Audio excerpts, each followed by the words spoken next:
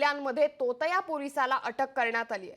दुकानदारांना गंडा घालणाऱ्या तोतया पोलिसाला अटक करण्यात आली आहे। तोतया पोलिसाच्या फरार साथीदाराचा आता सध्या शोध सुरू आहे।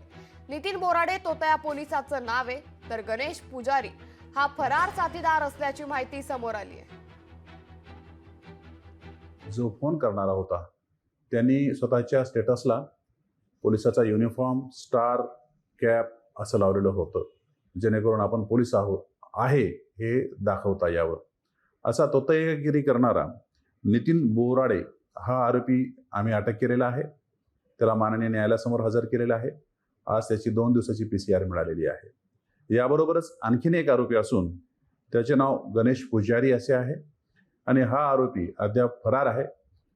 तोतयागिरी करून, फसवणूक करून सामानाची लूट करणारे ह्या दोघांच्याही विरुद्ध गुन्हा दाखल झालेला आहे आणि पुढील तपास चालू आहे।